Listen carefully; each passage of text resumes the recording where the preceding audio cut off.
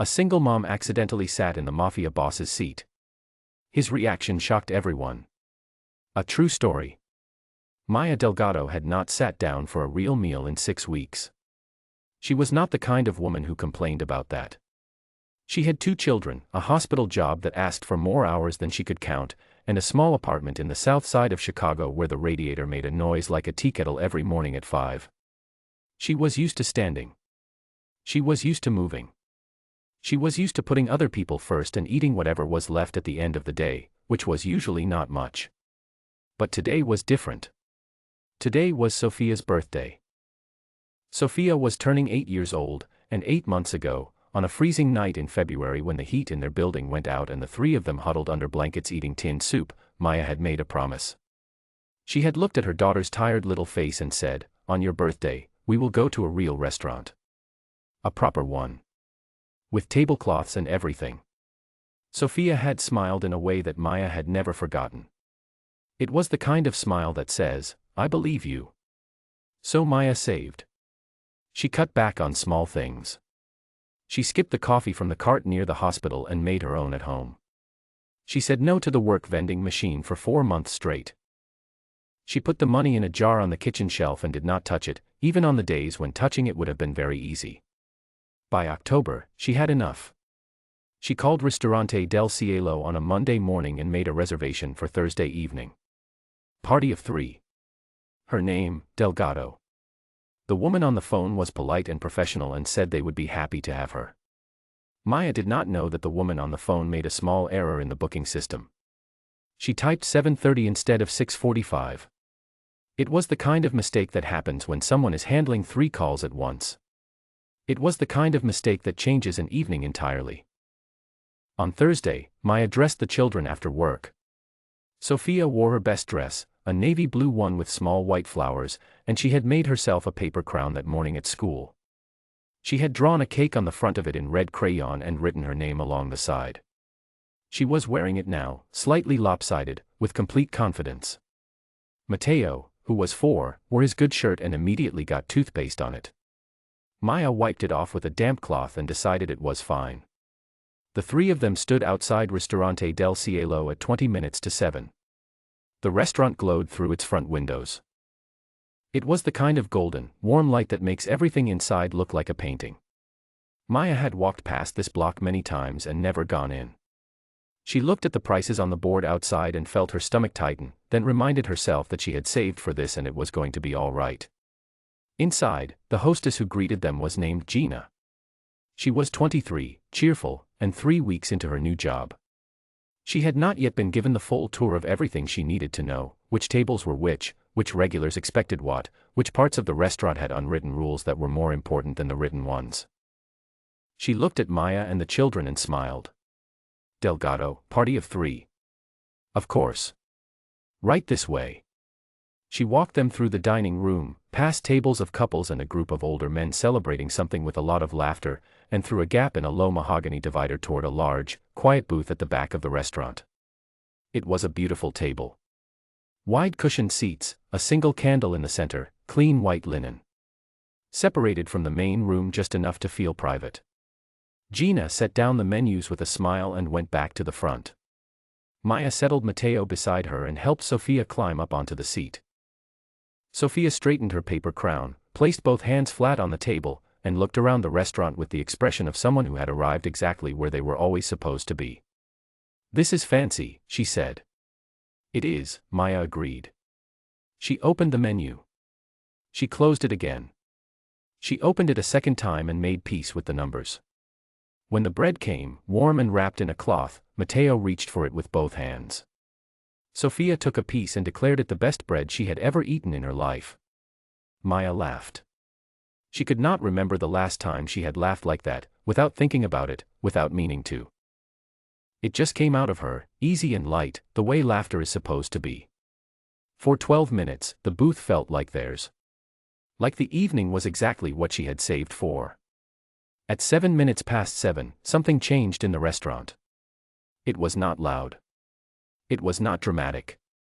It was more like a change in the air, the way the temperature shifts a few seconds before rain arrives. Conversations at nearby tables quieted without anyone deciding to quiet them. Two waiters near the back hallway stood up a little straighter. A busboy who had been moving quickly across the room slowed to a careful walk. A man entered through the rear door. He was tall, with silver in his dark hair, and he wore a charcoal gray suit that looked like it had been made specifically for him, which it had. He did not look around when he walked in. He did not need to. He walked the way people walk when they have walked the same path for a very long time, and every person in the room already knows who they are. His name was Dante Mancini. He was 48 years old. And the booth at the back of Ristorante del Cielo, behind the mahogany divider, separated from the noise of the dining room, that was his table. It had been his table for 19 years. Every Thursday evening, without exception. Everyone who worked in that restaurant longer than a month knew it. The regular staff knew it the way they knew their own phone numbers. It was simply a fact. The man 2 steps behind him was named Sal. Sal had worked beside Dante for 22 years. Sal noticed things before other people noticed them, and he noticed now, as they came around the divider, that there was a woman and 2 children sitting in the booth. He put a hand lightly on Dante's arm. Dante stopped. They both looked at the table. There was Maya, studying the menu with the focused expression of someone doing quiet mental arithmetic. There was Sophia, wearing a paper crown with a red crayon cake on the front, eating bread with both hands. And there was Matteo, who had taken his breadstick apart into many separate pieces and arranged them on the tablecloth in a straight line, apparently for reasons known only to himself. Sal was already moving before Dante said anything. This was his job. He walked to the table, placed both hands on the edge of it, and spoke quietly. "Ma'am. I'm sorry to interrupt. There has been a mix-up with the seating. We will need to move you to another table." Maya looked up. She did not know who Sal was. She did not know what this booth meant or why a large, calm man with careful eyes was standing at her table on her daughter's birthday. She knew only that she was tired, that she had saved for this evening for 8 months, and that her children were settled and happy and the bread was good. "We have a reservation," she said. Her voice was steady. "Delgado. Party of 3. Sal blinked. He glanced toward the front of the restaurant, where Gina had appeared. She had understood, within the last 30 seconds, exactly what she had done. Her face had gone the color of the white linen tablecloths. She was walking toward them, forming apologies with her mouth before she was close enough for anyone to hear them. Sal raised one hand in her direction without looking at her. She stopped walking. He turned back to Maya. He was searching for the right words, firm but fair, clear but not unkind, when Sophia looked up at him. She looked at him the way small children look at adults, directly, without strategy, with nothing to hide.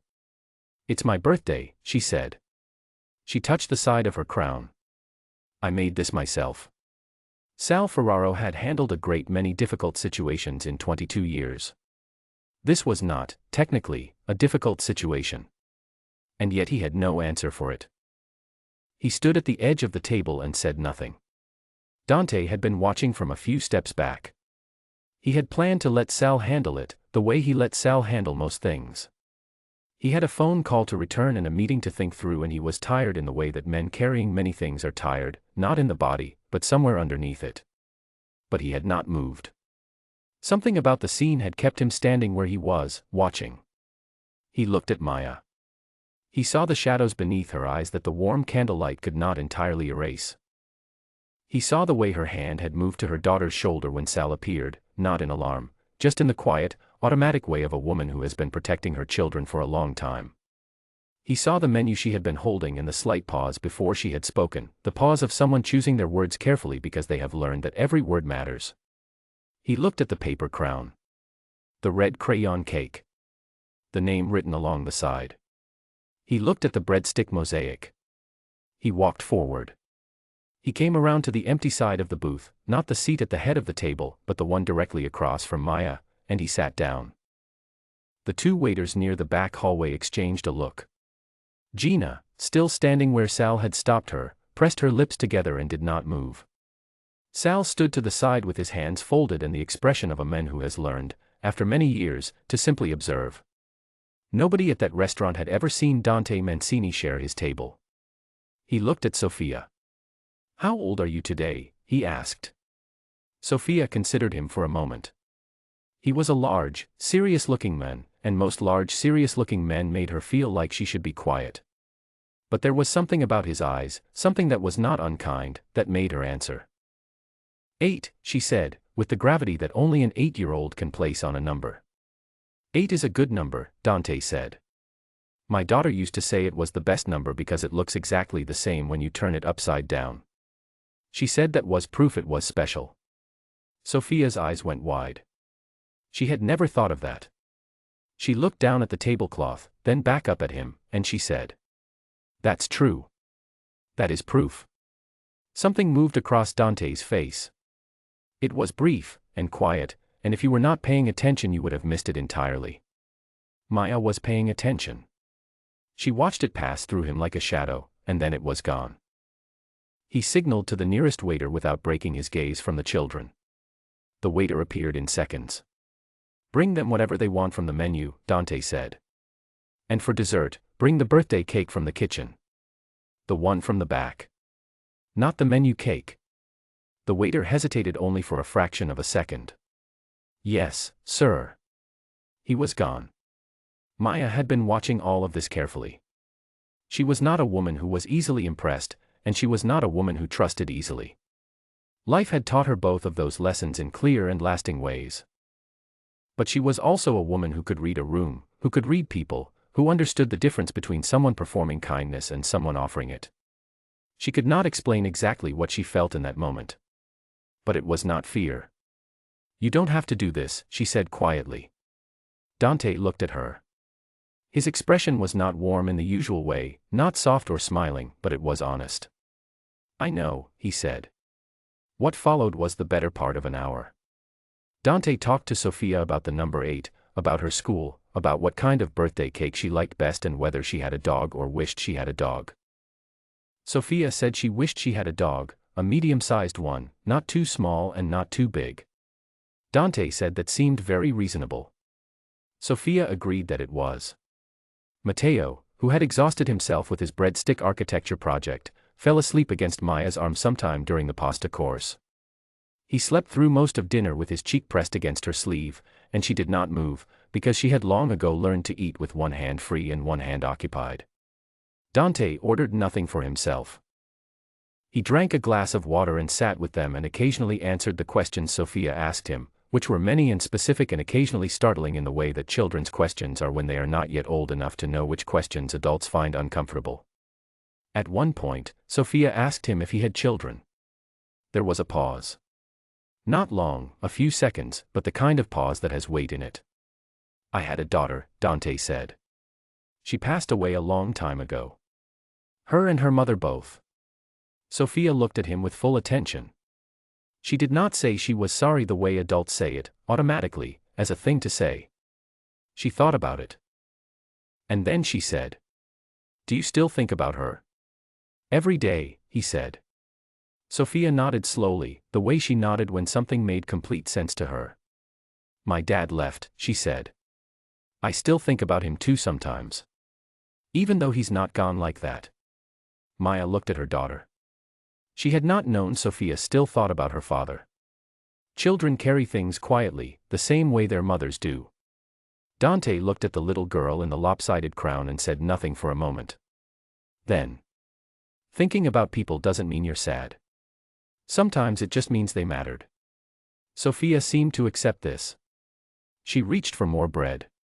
Maya did not say anything for a while after that. When she finally spoke, she kept her voice low, so only Dante could hear. "I'm sorry about your daughter." "Yes," he said simply. "So am I." She did not ask for more than that. He did not offer more. Some things are understood without needing to be explained. The birthday cake arrived at 8:15. It was not the cake from the menu.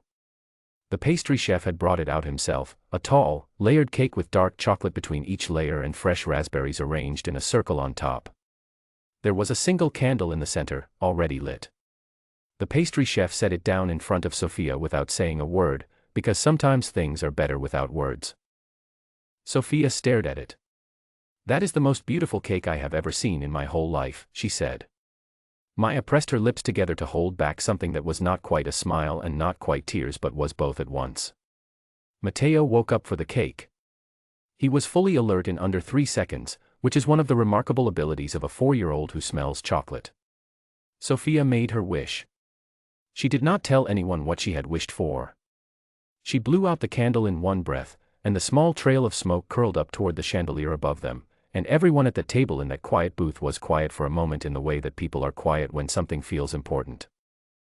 They ate the cake. All 4 of them. When the evening was over and the children were sleepy and Dante rose from the table, he reached into the inside pocket of his jacket. Maya watched his hand. He produced a small white card, no picture, no logo, just a name and a phone number, and placed it on the table between them. "If you ever need anything," he said, "you can call that number." Maya looked at the card. She looked at him. "I don't know your name," she said. "Dante." "Maya." He nodded. He looked at Sophia one last time. "Happy birthday, Sophia." Sophia waved at him with her fork, because she still had a small piece of cake on her plate and was not going to stop until it was finished. Dante almost smiled. It was the closest thing to a smile that Sal had seen on his face in longer than he could remember. Then he was gone, back through the restaurant the way he had come, without looking at the room. When the leather folder arrived at the table, Maya opened it carefully, the way you open something you are slightly afraid of. It was empty. No bill inside. Just clean leather and a quiet evening. She flagged down the nearest waiter. "Excuse me. I think there's been a mistake." The waiter shook his head gently. "No mistake. Mr. Mancini has taken care of it. He asked me to tell you, happy birthday to your daughter." Maya sat with that for a moment. Matteo was asleep again, pressed against her arm. Sophia was wearing her paper crown and looking at the last raspberries on the cake plate with quiet determination. Maya put the empty folder down. She did not say anything. There are some moments in life where there is nothing useful to say, and the right response is just to sit inside them and let them be what they are. Later that night, after the children were bathed and in bed and the apartment was quiet except for the radiator making its teakettle noise, Maya sat at the kitchen table with the small white card in her hand. She thought about the evening. The booth, the bread, the cake. The men who had sat across from her daughter and talked about the number 8 and the daughter he had lost and the way that thinking about someone does not always mean sadness. She did not call the number. She did not know if she ever would. But she put the card in her wallet, behind her hospital ID, in a place where things go that you are not ready to do anything with but cannot bring yourself to throw away. She thought about Sophia asking, "Do you still think about her?" She thought about the answer, every day. She thought about the way he had said it, not with sorrow exactly, but with the careful steadiness of someone who has been carrying something heavy for so long that it has simply become part of how they walk. She understood that kind of walking. Dante Mancini returned to Ristorante del Cielo the following Thursday, as he always did. He sat in the same booth, in his usual seat, and ordered his usual meal. The restaurant was the same. The table was the same. Everything was exactly as it always was. But Sal noticed, and said nothing about it to anyone, because there are things you notice and keep, that the boss was quieter that evening. Not in the tense, distant way he had been quiet for the past 11 years. A different kind of quiet. The kind that comes after something has been released, even slightly. Even just a little. He ate his meal. He had his meeting. He left through the back at 9:15. On his way out, he passed the booth where they had sat. He did not stop. He did not look at it for long. But he looked. Gina, the young hostess who had seated them by mistake, was not let go from her job. Nobody said anything to her about it at all, which confused her for weeks afterward. She had been certain she would be fired. She had practiced her apology many times. She had even updated her resume. Nothing happened. Eventually she stopped waiting for it. She never did find out exactly who Dante Mancini was, or why the booth behind the mahogany divider was the way it was. She only knew that on a Thursday evening in October, she had made a seating error that turned out to be the strangest and most talked about night in that restaurant's recent memory. She never forgot the little girl in the paper crown. She did not think you could forget that. Sophia, for her part, went to school the next morning and told her teacher that she had the best birthday of her whole entire life. She described the cake in precise and loving detail. She described the bread and the fancy tablecloths and the tall man who knew about the number 8. Her teacher asked what the man's name was. Sophia thought about it. Dante, she said. Like the poet. She did not know he was a poet. She had just heard the name and it sounded important. Her teacher smiled and moved the class onto their morning reading. But she thought about it for the rest of the day, the image of a small girl in a handmade crown sitting in a restaurant booth with a stranger and talking about numbers and people and the ones we carry with us. It seemed like the beginning of a story. Or the middle of one. Or the kind of moment that does not fit neatly into a story at all, but stays with you anyway. Maya told the story exactly once, to her sister, on a phone call the following Sunday. Her sister listened all the way through without interrupting, which was unusual for her. When Maya finished, there was a pause. So he just sat down. He just sat down, Maya said. Another pause. And he paid for everything. Everything. And you don't know who he is? Maya looked at the card on the kitchen table. She had taken it out of her wallet and set it there that morning while she was having her coffee. She was not sure why. I know his name, she said. That's enough for now. The card stayed on the kitchen table for 3 days. Then Maya put it back in her wallet, behind her hospital ID. She told herself she was keeping it just in case. She was not entirely sure in case of what. She was a practical woman and did not usually hold on to things without a reason. But some people leave a mark on an evening that is not easy to explain. Some strangers sit across from you in a quiet booth and say something that belongs to them and somehow also belongs to you, and you carry it home without meaning to, the way you carry the smell of a restaurant in your coat, not trying to hold on to it, just finding later that it is still there. Every day, he had said. She understood that. She understood it completely. End.